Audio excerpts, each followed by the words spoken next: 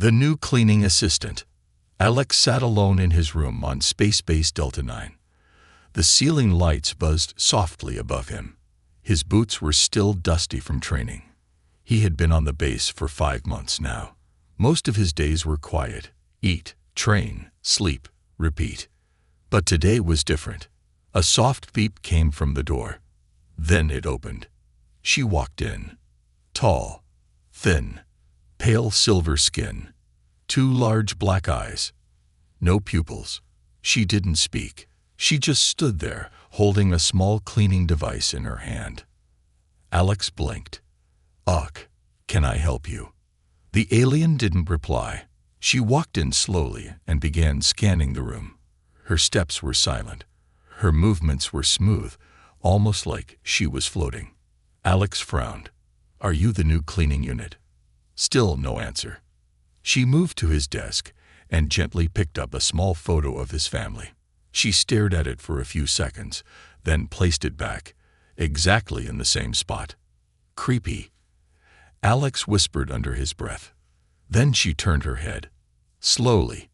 "You missed them," she said, her voice soft, almost mechanical. Alex's heart skipped a beat. "What did you say?" She didn't answer. She kept cleaning. Alex stood up. "Hey, how did you know I was thinking about them?" The alien paused. Her fingers hovered over his datapad. "You thought about them when I touched the photo," she said quietly. "Your mind was loud." Alex took a step back. "Wait, you read my thoughts." The alien didn't look up. She just said, "Only the surface ones." Alex felt a chill run down his spine. He had heard rumors about alien workers on other bases. Some were bioengineered for speed, others for memory, but mind-reading. That was new and dangerous. He reached for his communicator. "I'm going to report this." The alien turned to him again. Her black eyes seemed deeper now. "They won't believe you," she said. Alex froze. "What?" "They don't know what I am. Not even the commander. They just think I'm a cleaner." Alex pressed the communicator button anyway. Static. No signal. He looked at the alien. "Did you block it?" "No," she said softly. "This room is shielded. Always has been." Alex sat back down slowly. His hands were sweating. "What's your name?" The alien blinked. "I don't have one. But your mind keeps calling me her. That's enough." He stared at her. "Why are you here?" "To clean," she said. "That is my task." "No, I mean, why me? Why this room?" She paused for a moment. "I was told to clean here. But now, I want to stay." Alex stood up again. "No, you can't just decide that. You're done here." She tilted her head.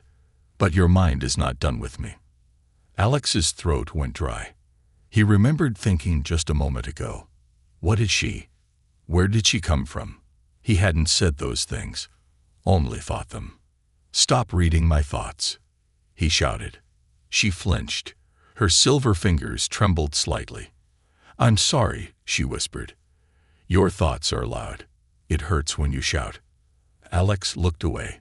He sat down on the bed, holding his head in his hands. What was happening? She moved closer, slowly. "I'm not your enemy," she said. "You are the first human I have ever cleaned for. You are different." Alex laughed, but it was nervous. "I'm just a soldier." "You are afraid," she said. "Of you?" "Yeah." "No. Of being alone." Alex didn't answer. She turned away and started wiping his desk again. Quiet, like before, as if nothing had happened. He watched her silently. She was strange, yes, but something told him she wasn't lying. Still, he didn't trust her. Not yet. Before leaving, she looked back at him and said, "I will return tomorrow." Alex crossed his arms. "Don't bother." She tilted her head again. "You will want me to come back." Then she walked out. The door slid shut. Alex stared at it for a long time. What had just happened? He looked down at the photo of his family. Then he whispered to himself, "What is she?" Outside the room, in the quiet hallway, the alien stopped walking. And she smiled. "She's not just a cleaner." Alex couldn't sleep that night. He tossed and turned in his small bed, staring at the metal ceiling above him. His thoughts kept drifting back to the alien girl, the way she moved, the way she spoke, and most of all, the way she looked at him, like she could see through him. He told himself it was just his imagination. Maybe he was tired. Maybe she was trained to read body language, not minds. Maybe. But then he remembered the communicator. It had never failed before. Something was wrong. At breakfast the next morning, he sat with his friend, Corporal Jensen. Alex pushed the food around on his plate, barely eating. "You look like you saw a ghost," Jensen said with a laugh. "Let me guess. Training simulation beat you again." Alex shook his head. "No, it's the new cleaner. The alien girl." Jensen raised an eyebrow. "What about her?" "She reads minds." Jensen laughed harder. "Come on, man. They're just lab-grown biotech workers. Half of them don't even talk." "She talked to me," Alex said. "She knew what I was thinking. Not guessing. Knowing." Jensen leaned closer, his smile fading. "Are you serious?" "She answered my thoughts, not my words. She even knew about a dream I had." Jensen's face tightened. "Maybe you should talk to the med team." "I'm not crazy," Alex snapped. "Look, if what you're saying is true, it's not just strange. It's dangerous," Jensen said. "But if there's no record of her being assigned to you, that's even worse." Alex paused. He hadn't checked the records yet. Later that day, after training, he snuck into a command terminal. He knew it was risky. Unauthorized access could get him demoted, but he needed answers. He typed her cleaning unit ID, the one written on her uniform. No match. He tried searching by cleaning schedule. Nothing. He searched the room assignment logs. Still nothing. It was as if she had never been assigned at all. His chest tightened. If she wasn't on the system, who brought her here? That evening, when Alex returned to his room, he found her waiting by the door. She wasn't holding her cleaning device this time. Alex stopped. "Why are you here?" "Your shift is over." "I wasn't scheduled," she said calmly. "I know," he said, anger rising. "I checked the files. You're not even registered. So who are you?" She took a step closer. "I was not sent to clean the room. I was sent to study one human." Alex blinked. "Me?" "Yes." "Why?" She looked up at him. Her voice softened. "Because your mind is loud, even when you sleep." "I don't understand," Alex said. "I don't either," she replied. "I was designed to follow orders. Clean rooms, stay silent. But when I first entered your room, something changed." Alex hesitated. "Changed how?" "I began to feel curiosity. About you. About your memories. About your sadness." "I'm not sad," he said quickly. "You are," she said gently. "You hide it. But I see it." Alex stepped back.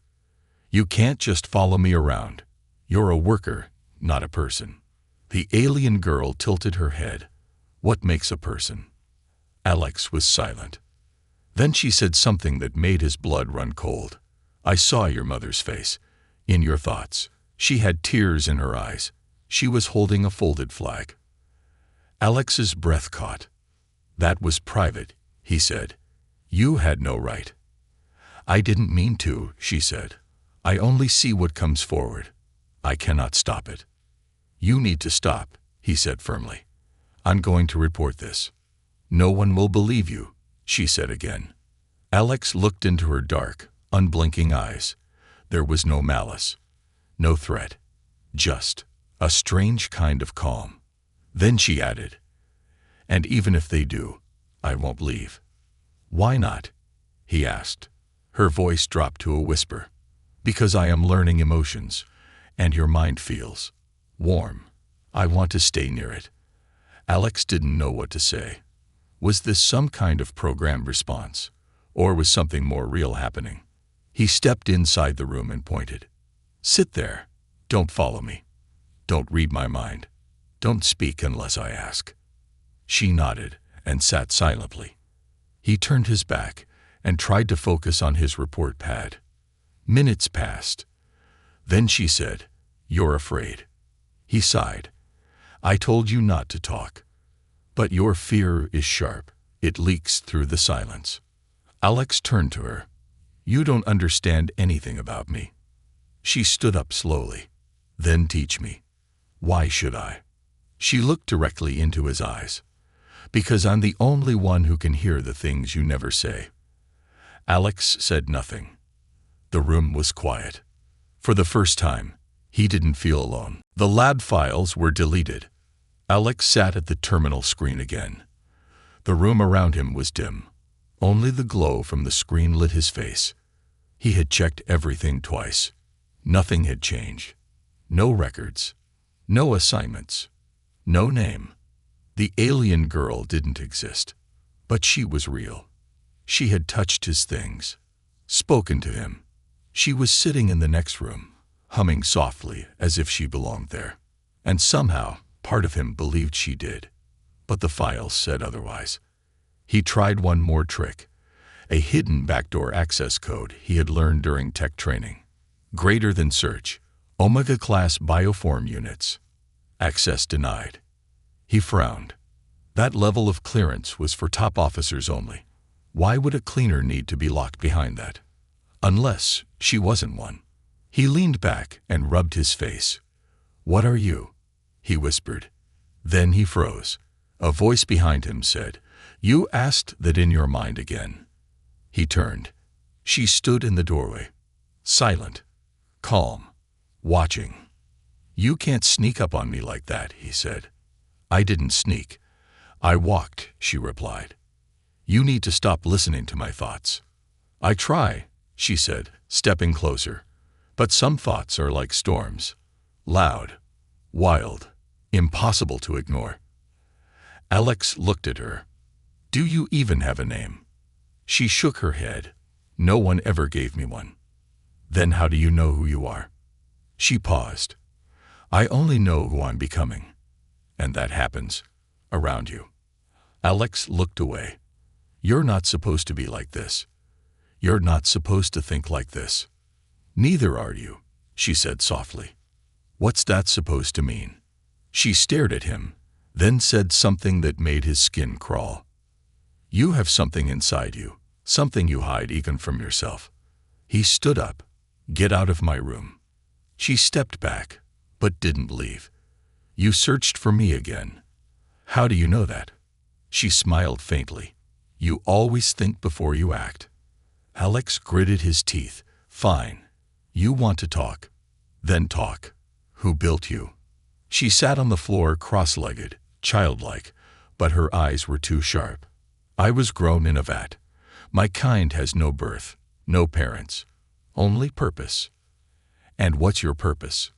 "I was created to clean." "That's the lie." "What's the truth?" "I don't know," she said quietly. "All I know is, I was meant to find you." Alex's voice was dry. "That sounds crazy." She tilted her head. "So does a machine that dreams." He blinked. "You dream?" "Yes, since I met you. Strange pictures. Fire. Screaming. A small boy running through smoke.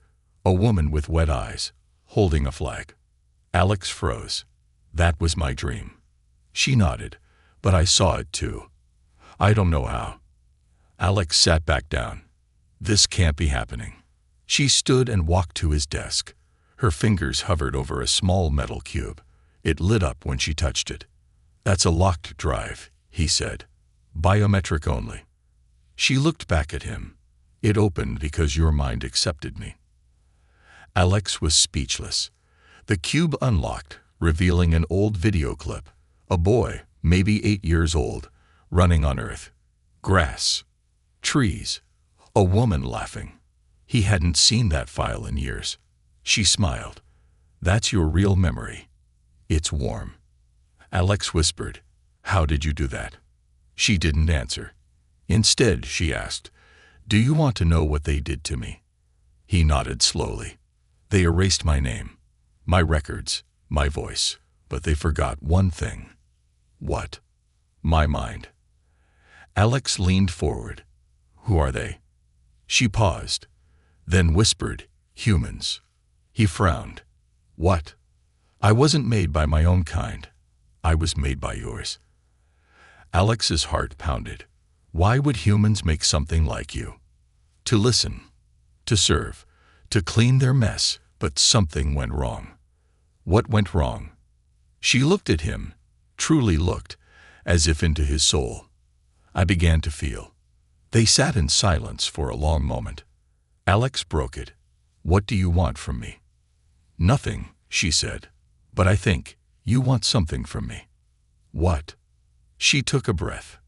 "Answers." He nodded. "And I will give them," she said. "But first, I need you to stop being afraid of me." Alex met her eyes. "I'm not afraid of you." She gave him a look that almost resembled a smile. "You just lied. Out loud. But your mind screamed the truth." He turned away. She walked toward the door, then stopped. "You can call me something," she said, "if that makes it easier." Alex hesitated, then said, "Lyra." She nodded. "Tomorrow," she said, "I will show you a secret." Then she was gone. Alex stared at the cube, still glowing. Who was she? Why did he feel less alone when she was near? And what was she going to show him next? She's getting stronger. The next morning, Alex woke with a sharp jolt. He wasn't sure what had woken him. The room was quiet. The lights were off, but something felt off. Then he saw her. Lyra. She was standing in the corner, not moving, not blinking, just watching him. Again. Alex sat up slowly. "Did you sleep here?" Lyra didn't answer right away. Then she said, "I don't sleep." "You said you dream," he replied. "I do," she said softly. "But the dreams come when I'm near you, not when I rest." Alex rubbed his eyes. "That's not normal." "No," Lyra said. "Neither are you." Alex stared at her. "Stop saying that." She stepped closer. "But it's true. Do you want proof?" Alex paused, then nodded. Lyra raised her hand. Alex watched as she focused. The small glass of water on his desk began to shake, then slide, then rise into the air. His eyes widened. "What the hell are you doing that?" "I don't know," she whispered. "I couldn't do it yesterday." The glass floated gently back down. Alex stood up fast. "That's not cleaning ability. That's..." "What?" "Telekinesis." "Maybe," Lyra said. "Maybe it's part of what they hid from me." Alex's mind raced. She could read thoughts. Now move objects with her mind. What else could she do? "We need to tell someone," he said. "No," Lyra replied sharply. "If they find out, they'll take me away." Alex frowned. "Maybe they can help you." "They won't," she said. "They'll cut me open, like the others." Alex froze. "What others?" Lyra looked down. Her voice dropped. "There were more like me. In secret rooms. Locked away. Tested. Deleted." Alex couldn't believe what he was hearing. "You saw them." "I heard their screams. In my mind. Before I escaped." Alex stepped back. "You escaped from a lab." She nodded. "I ran. I hid. They couldn't track me. Until I got too close to you." "Why me?" Lyra looked up. "Because when I'm near you, I grow stronger." "That's not possible." "But it's happening," she said. Alex turned toward his locker. He needed air. He needed to walk. Think. But when he opened the door, he saw something that made his blood run cold. Carved inside the metal, deep into the frame, were 3 words. "She belongs here." He stepped back. "Did you do that?" Lyra looked confused. "No." "Then whoa." He stopped. No one else had access to this room. Only her. Or maybe someone like her. Alex's head spun. His reality was cracking. Suddenly, a voice came through the intercom. All units, report to training hall. Immediate drills. Mandatory. Alex looked at Lyra. You can't follow me there. She said nothing. He left quickly, leaving her behind. In the training hall, things were worse. Half the squad was missing. Commanders looked tense, whispering. Jensen pulled Alex aside. Hey, you notice anything weird lately? Alex nodded slowly. Too much. They said we had a psychic breach last night, Jensen whispered. Someone, or something, sent out a mental pulse across the base. Alex's stomach dropped. What kind of pulse? The kind that melts cameras, fries sensors, makes soldiers see things. Hallucinations? Alex asked. No, Jensen said. Memories. Alex stepped back, heart pounding. Lyra had mentioned memory sharing. Jensen lowered his voice. They think it came from inside Sector 9. Alex's room was in Sector 9. You okay, man? Jensen asked. Alex forced a smile. Yeah, just tired. But he wasn't tired. He was scared. That night, Alex returned to his room, bracing for more strangeness. But the room was dark, quiet, empty. Lyra, he called. No answer. He checked the hallway. No sign of her. He sat down on the bed, feeling something tight in his chest. She had never not been here. Why now? He looked over to the metal cube, the one only she had opened. It was glowing again. Alex reached out. As soon as his fingers touched it, a voice echoed in his mind. Don't be afraid. I'm still here. He jumped up, looked around.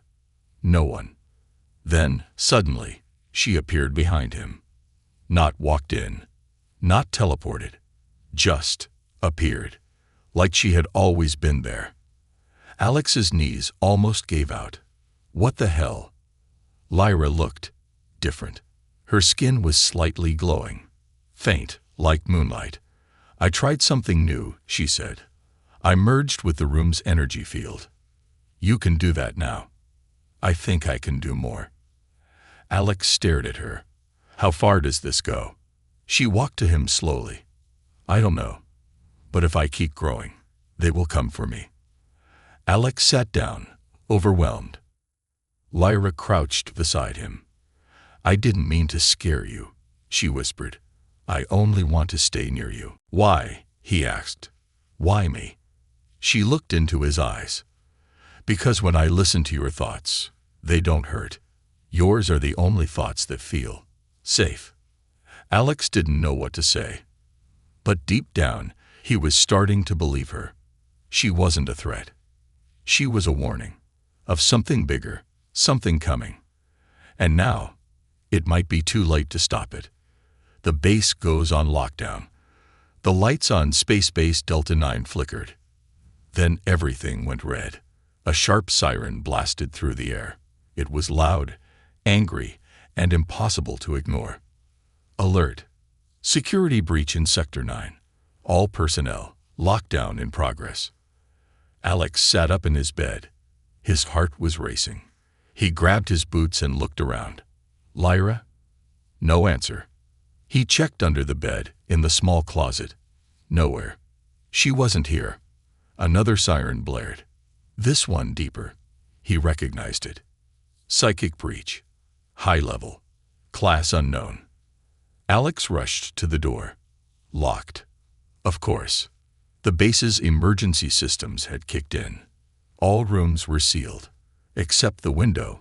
His room had one, but it looked out into the empty docking bay. That's when his communicator buzzed. It wasn't from the command.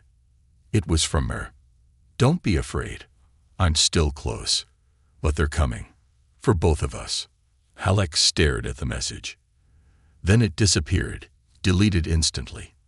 His hands trembled. She was warning him. But about what?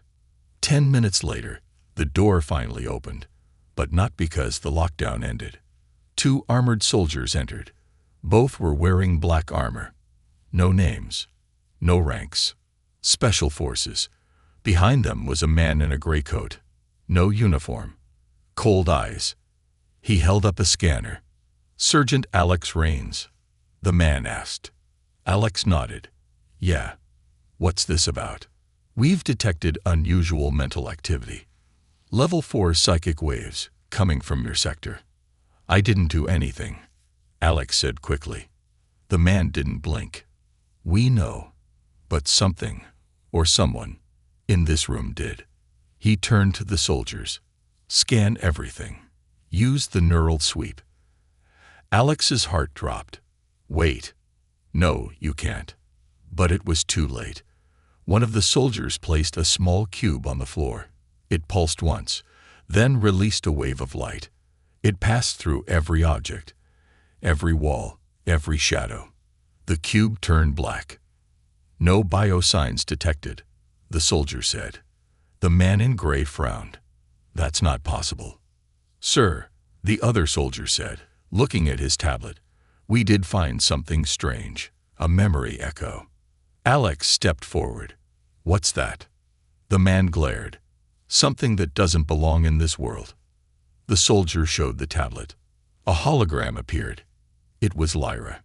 She was standing in the corner of the room, like always, but she was glowing. Not her body, her mind. Waves of light came from her head like rings in water. Alex stared in shock. They had caught a trace of her. The man looked at Alex. "Who was here with you?" I don't know," Alex lied. The man walked closer. "You've been hiding something. Or someone. If she's still on this base, she's dangerous. And you're helping her." "I'm not," Alex said quickly. "I don't even know what she is." The man turned to leave. "If she contacts you again, report it. Immediately." The soldiers followed. The door closed. Hours passed. The lockdown stayed. Alex sat on the floor, still trying to calm his racing heart. Then the lights flickered again, and she appeared, just like before, right beside him. "Lyra," he whispered, "where were you?" "I was hiding," she said. "In the power grid. They can't scan energy." "They came here," he said. "They saw your echo. I left it for them to find," she said calmly. Alex stood up. "Wait, what? Why?" "To see how far they'd go, to see what they remember." "You're using me as bait." Lyra shook her head. "No, I'm protecting you." Alex took a deep breath. "You said earlier, I'm not fully human. What did you mean?" Lyra walked to the wall and placed her hand on it. The metal pulsed. "You were born human," she said, "but your brain has a gate." "A gate?" She turned to him. "A door to something more, like mine." Alex's chest tightened. "Are you saying I'm like you?" "No," Lyra said. "I'm saying you could become like me." He couldn't believe it. "That's impossible." She touched his forehead gently. And then he saw. Not with his eyes, but with his mind. A bright field. A small lab. A baby. Him. In a metal crib. Men in white coats talking about unlocking potential. His mother crying. His father signing papers. And then, nothing. He opened his eyes. He was on the floor. Lyra knelt beside him. "I'm sorry. You weren't ready." He whispered. "What was that?" "Your buried memory," she said. "They erased it, but your mind kept the pieces." Alex sat up.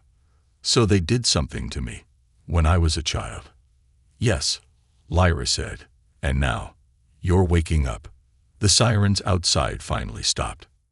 Lockdown was over, but nothing felt safe anymore. Alex looked at her. "What happens now?"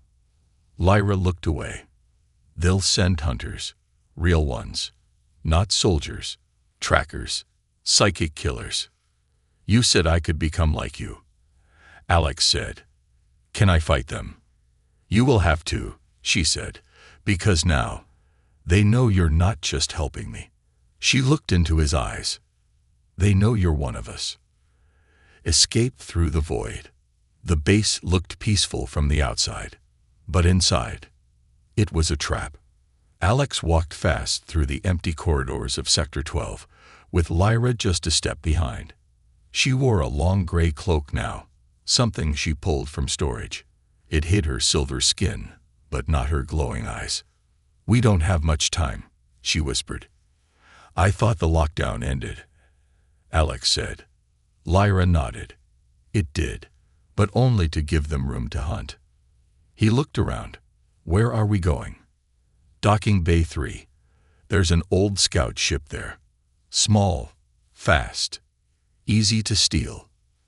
Alex blinked. "You know how to fly." "No," Lyra said, "but your brain does." "What?" "Someone left flight training in your memory. Buried. But I can unlock it, if you trust me." Alex hesitated. "That sounds insane." Lyra gave a small smile. "Everything is insane now." They turned a corner and stopped. 2 black armored guards stood at the checkpoint. No way past. Alex started to turn back, but Lyra held his hand. "Wait." Then she closed her eyes. The lights flickered. A low hum filled the air. One of the guards blinked, then slowly walked away, as if forgetting he had a job. The second guard dropped his weapon. His eyes glazed over. He stood there, staring at the wall. Alex whispered, "What did you do?" Lyra opened her eyes.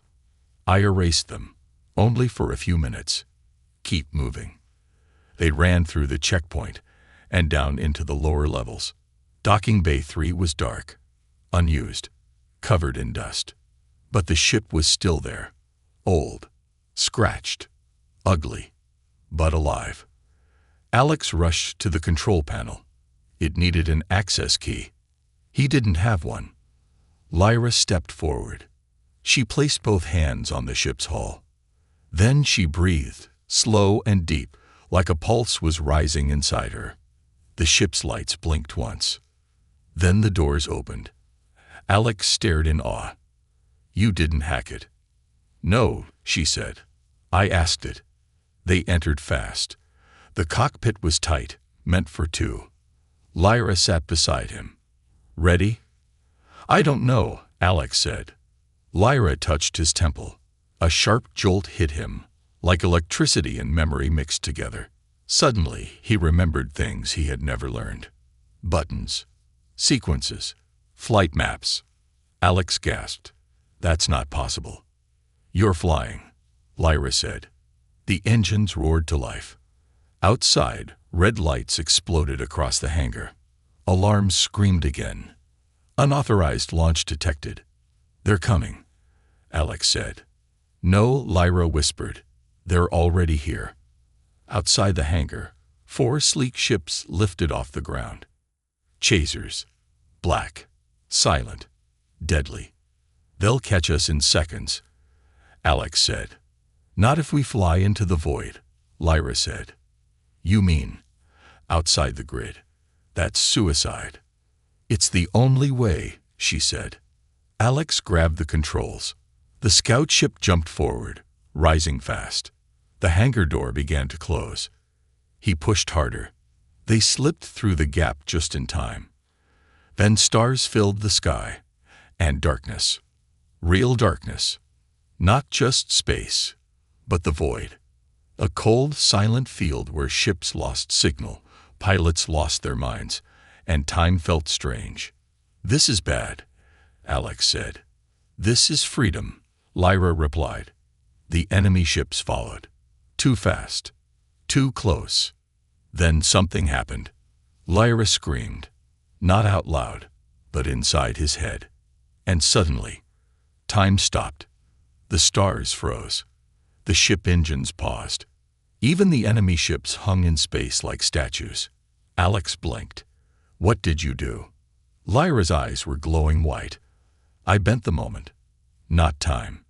Just the now." "That's even worse," Alex said. "I'm learning," she said, shaking. But I'm burning too fast. I can't hold it long. Alex turned the ship sharply, straight into the black field. Everything around them went silent. The void swallowed them, and the enemies vanished. Hours passed, or maybe minutes. Time had no rules here. Alex floated in silence. Lyra rested her head on his shoulder. She was trembling. "You okay?" he asked. "No," she whispered, "but I will be." He looked out the window. The stars looked different here. Bigger, closer, like they were watching. "Where are we?" he asked. "Nowhere and everywhere," she said. "But we're safe. For now." Alex leaned back. "They'll still find us." "I know," Lyra whispered. "But now, you're changing too." He looked at her. "What do you mean?" She reached into her pocket and pulled out a small glowing stone. "This was inside the ship," she said, "locked in the core." Alex touched it, and a spark hit his skin. Suddenly, images, a child in a tank, machines, a man in a lab coat saying, "He's ready." Alex pulled back. "That was me again." Lyra nodded. "They didn't just make me. They made you too. A long time ago." Alex's voice shook. "Why don't I remember?" "They didn't want you to." He sat quietly, then asked, "Who were they?" Lyra looked out into the stars, "The ones who fear what we could become." Alex looked down at his hands. He felt something under his skin. Power, still quiet, but no longer sleeping. He turned to her. "So what now?" Lyra smiled. "Now we stop running." She was built to love him. The ship floated in the blackness of the void. No stars, no lights, no time, just silence. Alex sat in the pilot chair, staring out into the endless dark. His hands rested on the controls, but they weren't flying anymore. There was nowhere left to run. Behind him, Lyra sat curled up, her silver skin glowing faintly in the dark cabin. Her eyes were closed, but she wasn't asleep. She was inside her own mind. Alex didn't speak. He had learned by now. She would speak first when it mattered. And she did. "You feel it too now," Lyra said softly. Alex turned. "Feel what?" "The change, inside you. The gate is opening." Alex looked down at his hands. They felt warmer now, stronger. Something inside him pulsed with energy. It wasn't just power. It was memory. "I remember flashes," he said. "A lab. A name. People talking about me like I wasn't there." Lyra nodded. "They made you forget.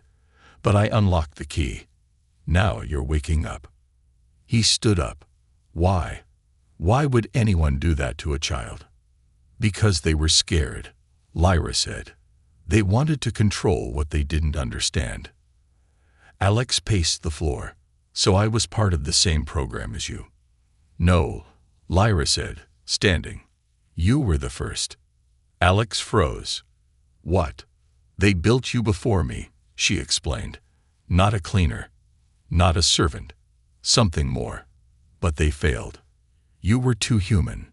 She walked to him, slowly. "So they erased your mind, hid you, gave you a normal life." "But it wasn't normal," Alex whispered. "I always felt different." Lyra touched his chest, gently. "Because your heart remembered, even when your mind forgot." He looked into her eyes. "Then why did you come into my life?" She took a deep breath. "Because they created me next. Not to clean, not to spy, but to find you." Alex blinked. "You were built for me." "Yes," Lyra whispered.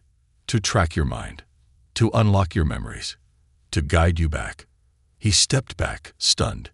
"So this, us, it was all planned." She shook her head. "No, they designed me to be your key. But they didn't expect me to feel. They didn't think I would care." Alex stared at her. "But you do." She nodded. "Yes, somewhere along the way, I stopped being a program. I became someone. He swallowed hard. And what happens now? Lyra looked out the window. Her eyes narrowed. They found us. A red light blinked on the radar. A ship. No. 3. Big. Silent. The kind that didn't show up on most scanners. Alex grabbed the controls. We can run. No, Lyra said. They'll never stop. Not until we're gone. Or until we face them. Alex looked at her. Do we even stand a chance? She nodded. If we do it together. The enemy ships opened fire first. Blinding light shot through the dark. Alex swerved hard, dodging energy beams. He wasn't flying with skill. He was flying by instinct. And that instinct wasn't human anymore. Lyra stood behind him, her hands raised. The enemy ship closest to them began to shudder, then shake. Its metal twisted like paper. It cracked in half without a sound. Alex blinked. You did that. Lyra's nose was bleeding. Yes, but it hurts. Then don't, he said. We can escape. She placed her hand on his. No, I need to do this, because they didn't just build me to unlock your mind.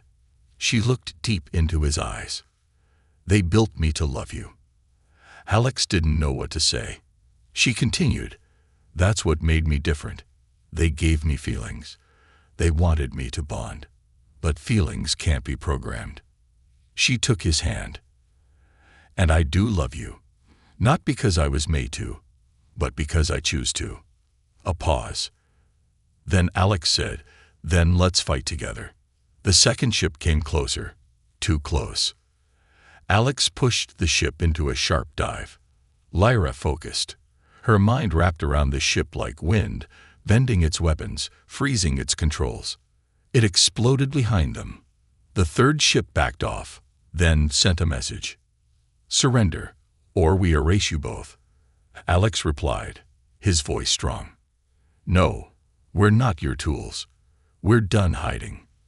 Lyra raised her hands once more, but Alex grabbed her wrist. Not this way, he said, not with pain. He stepped forward, focused hard. And suddenly, the third ship stopped, frozen in space. Alex gasped. I did that. Lyra smiled weakly. Yes, your gate is open now. The enemy ship drifted backward. It didn't fire again. It retreated. Later, inside the quiet cabin, Lyra leaned against Alex's shoulder. The stars were clearer now, as if space itself had accepted them. You're not a cleaner, Alex said. And you're not a soldier, Lyra replied. They were something else now. Not tools, not weapons, but something new. Alex looked at her. What happens now? Lyra smiled. We find others like us. Help them. Protect them. He nodded. And together, they flew into the stars. Not as test subjects, not as machines, but as people. 2 minds, 1 bond, 1 story, and it was just beginning.